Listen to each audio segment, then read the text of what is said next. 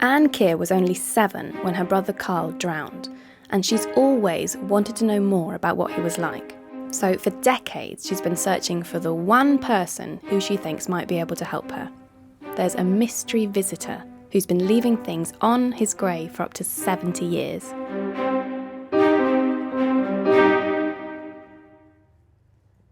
When I do come here, I think, wonder what's going to be on there today. And someone walks past and perhaps they'll greet me and say, and I think, oh, is it you? Is it you? There are 3 hydrangea heads there, and there is also a red rose, which I swear wasn't there on Sunday. So somebody has been here since I put my flowers there on Sunday. It's not even just flowers. One year there was a massive sheath of corn, a pheasant's feather, a big tail feather it was. It's something I really dearly would love to solve, and the mystery goes on. Oh. And not just finding flowers and gifts, there have also been messages with Karl's name on them. First time I heard the story, it stuck in my mind. What was it about this boy that had led someone to do all of this? So one day I just gave his sister a ring. By the end of our chat, I'd signed up to help. I was only 7 when he died. And I haven't got that many memories of him, unfortunately. Mum told me afterwards, she said, I just sat and one tear ran down my cheek, and I just said, never mind, Mum, maybe we'll see him again one day. Of course, I never went to the funeral or anything like that, you know. My mum used to say that he was a boy that was loved because he always had time for the elderly and that, and he just was, you know, and he was my brother, so I'd love to know. If they take all this trouble to do all these things, they will be able to tell me about him, and I would love it, and I think that I would have, well, closure, if you like. He must have made a big impression on that person for them to do that. It means something to them. But what does it mean? This has been a mystery in Karl's village of Prestbury for decades. His death hit the whole village hard. Karl's mum was sent more than 100 letters from grieving neighbours. Years later, people are still talking about it and have developed their own theories. From the evidence of the poems, it is obviously somebody who is familiar with, very well read in English literature. Of course, it could have been somebody who was in the choir, in the Scouts, and at the school with him. We don't know. It's too far back to know all his family or relations. The fact that somebody is going to such lengths to do it unknown. Oh no, we didn't know Karl. No, we didn't know Karl. We've been trying to sort it out, but it evades us. Anne's done so much to find the mystery visitor. She's written articles, she's gone to Scout reunions, talked on the radio, she's even been on the news. I have tried everything. I left a typewritten message asking if the person who was doing it would like to sort of speak to them. I would understand if they didn't want to. Put a message in the parish magazine and see if anybody comes forward. Still nobody comes forward. Maybe they just don't want to be found, but I can see that it would mean so much to Anne if she could meet them. It's not fading away, but obviously eventually it will, because the person who's doing it must be getting on in years. Karl died on the 1st of August 1947 in Wales. He was only 12.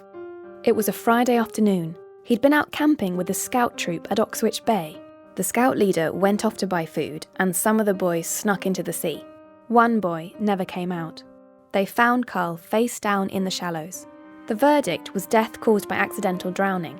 At the inquest, the coroner said the boy went into the water and might have collapsed from something. I suppose he just turned over, and that was the end.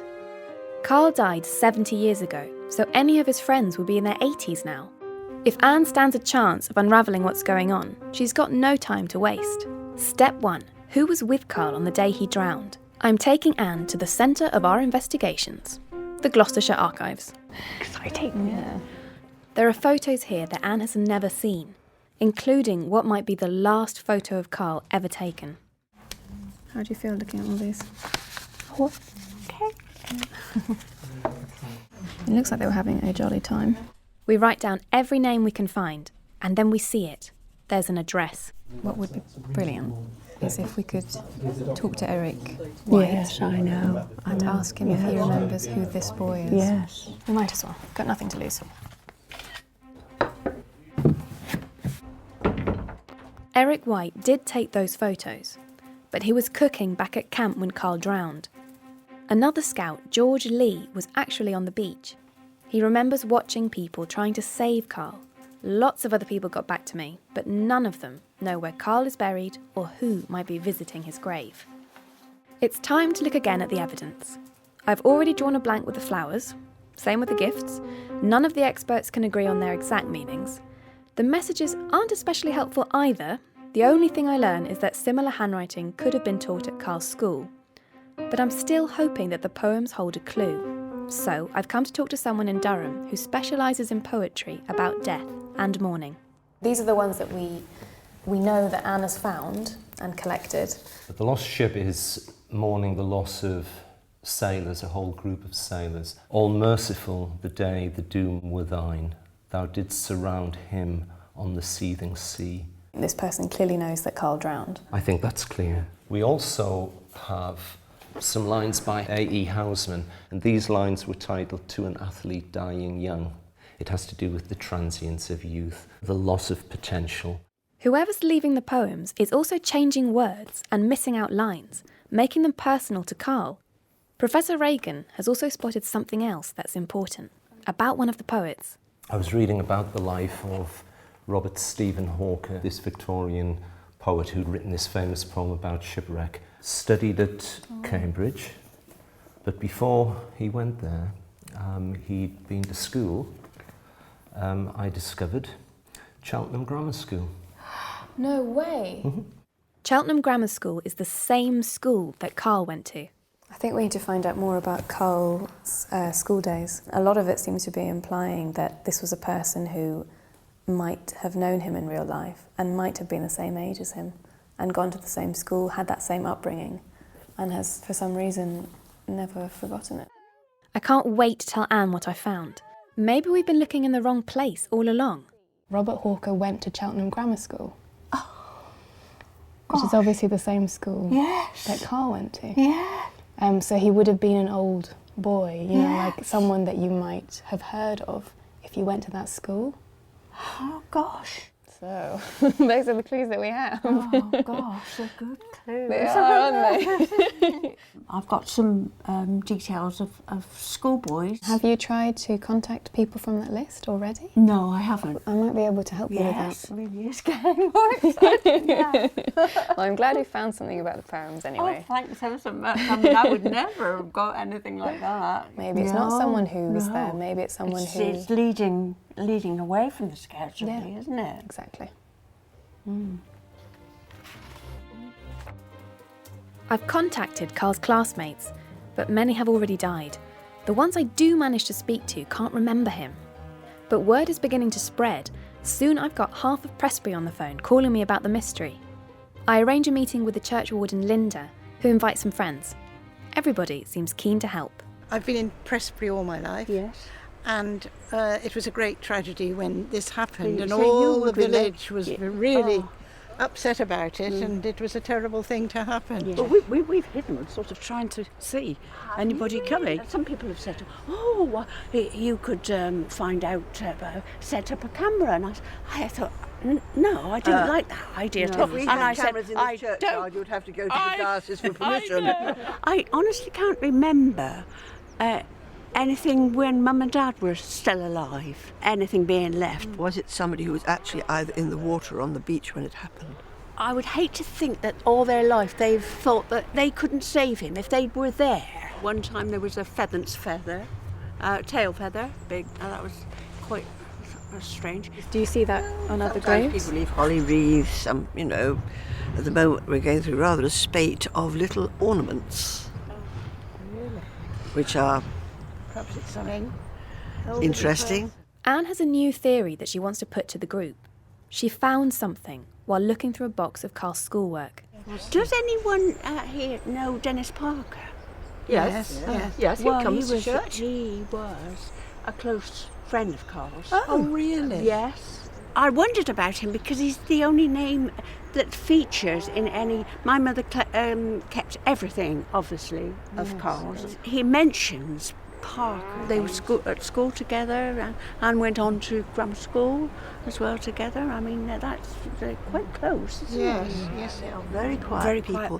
And he certainly would not want to be known if it was him. I'm desperate to find someone that I could can tell imagine. me more I can about imagine you him. must be. You know, I haven't sort of let it rule my life, but I feel if I can find this out about whoever knew him, I'm doing something for Mum and Dad, really. It feels like we might be getting close. And just a few days later, Anne gets a call. Tell me your news. You said you had something exciting to My say. news, a strange voice. Is that Anne? Yes. Ann Kear? Yes. This is Dennis Parker. I nearly dropped the phone. He said, before you get too excited, he said it isn't me that's leaving the things on Karl's grave. How did you feel when you found out that it wasn't him? Well, I was so excited to think that he'd contacted me. Yeah. I didn't straight away think, oh no, it's not him. I didn't feel like that. But since I thought, oh, it is a shame because it's like a dead end, a cut-off. It's all still open though now, isn't it? Yeah, it is. And Square one. I know. Well, it is. Search continues. No, it's not. No, from your point of view, I'm thinking you've done so much. I feel time might be running out a bit, but... No, don't say that. We'll keep going. Carry on. Oh, good. We've got to be missing something. Going back to the Scouts, there is one other name that keeps cropping up. A boy who shared a tent with Karl the night before he died. But I just can't find him. All trace of him disappears in 2014. And then I make a chance discovery. He's remarried and changed his surname. It takes a bit of digging, but I track him down. I'm on the way to give Anne an update. Hello. How are you? Oh, it's nice to see you. Good. Did you have a nice time away? I did. Had a wonderful time, thank you. Oh, hello. Your sister's here. Hiya. Hi there. This So is nice Camilla. to meet you. Hiya. I've actually got some quite exciting news. And I've been bursting to tell you you were away. But basically, last week I spoke to somebody who I think might possibly be the person. I don't want to say for sure because I want him to meet you and have a proper conversation. Should I tell you more? I don't know. All right. So, I spoke to somebody called Ronald Westborough. He was there on the day that Karl died. He also spoke at the inquest. When I saw his name in the list of people who went to the funeral, that's what made me think that it was important to find him because he would obviously know where Karl was buried if he had been at the funeral. Of course, yeah. So I called him on Friday. I kind of want him to tell you, but Yes. by himself he just sort of said, oh, and I actually go to visit the grave quite a lot. And I asked him a bit more, and he says that he's been visiting it for most of his life. Oh, ending. And that he, that he would love to meet you. He must have been visiting when Mum and Dad was alive. I think so, yeah. I don't want to shock you too much, but I asked him if he would be happy to meet you, and he says that if you like, he could come meet you tomorrow. Oh! You know, all the letters we sent. Bless your heart, honestly, I am so grateful, aren't we? No, never mind. Wildest dreams, I think. Well, we had this conversation on the phone, didn't we, only a couple of days ago, and you said, well, even if they haven't found anything and we can't get closure, at least we've done something, and Mum and Dad will be proud of us doing the memory of Karl for the short time that he was here. Yes. And we've found a lot of stuff out, you know. Yeah. Oh, I shan't sleep tonight. No, don't say that. That's brilliant, you two. Yeah, Lovely. fantastic. I'm going to cry now as well. Oh, my dog, tears now. 70 years after her brother's death, the moment Anne has always hoped for is finally here. Hello. Must be you, is it? Lovely to meet you. Yeah, you too. Yeah. We're about the same age, roughly. Yeah, that's that. Yeah. I haven't told Anne very much, so maybe you could tell her how you knew Karl and what you can remember about. Yeah, well, we obviously met at the Scouts and that. We sort of powered up there, and then, of course, we all went on this holiday. We got a tent put up, and we said, oh, we might as well go together. They only for two, tiny little tents for two.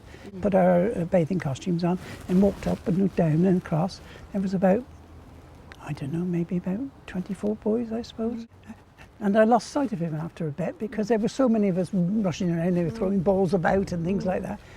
I got dressed, and then everybody else seemed to come out, and there was just Karl's clothes in a pile where he'd left them, you see. So we all ran like hell and back down to the beach. So all the kids, well, most of the kids as well, all ran down to the beach and started looking around and found him, a few yards out, face down. You remember it very Oh clearly. yes, well, things like that sort of stick in your mind, don't they? It's horrible, isn't it? It must have been quite a tough thing for a 13-year-old to go through. Yeah, it was a shock, I must admit. Especially, as I say, I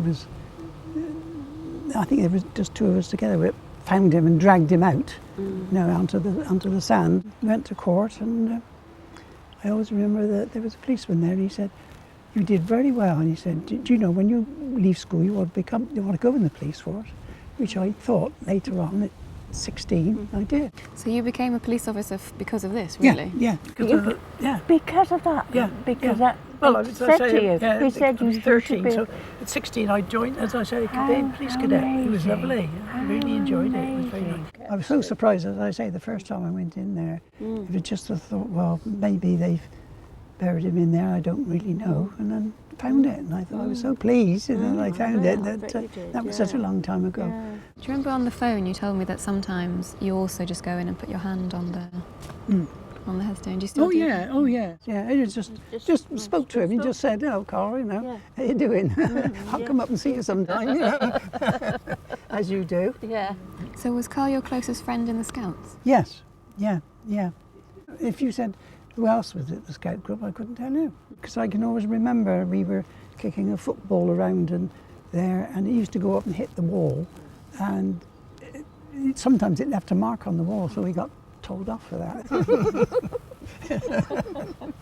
Well, Anne always said that she wanted to thank the person who was leaving the flowers. I've been very, very touched by it. Yeah, well, thank you. Yeah, I thought that there was someone there's still there that I could talk to. It's lovely to meet you, Ronald. Well, thank you very much. It's been very nice of them.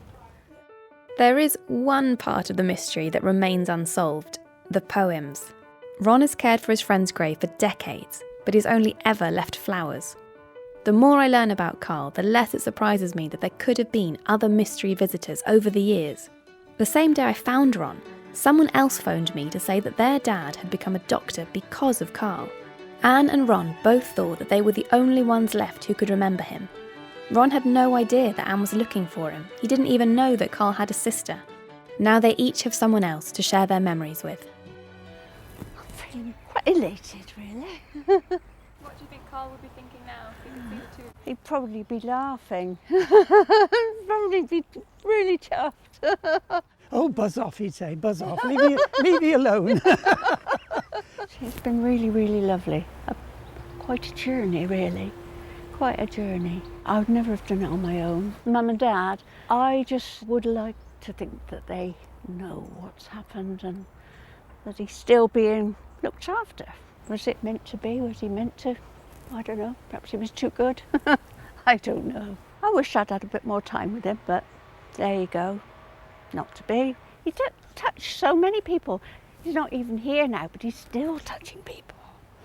And that's something pretty remarkable, really, isn't it? I don't think I put that there. No. You didn't put that there? No. You see, there's still going to be a mystery. Yeah, of course it is, yeah. Well, there we are. At least we've solved yours.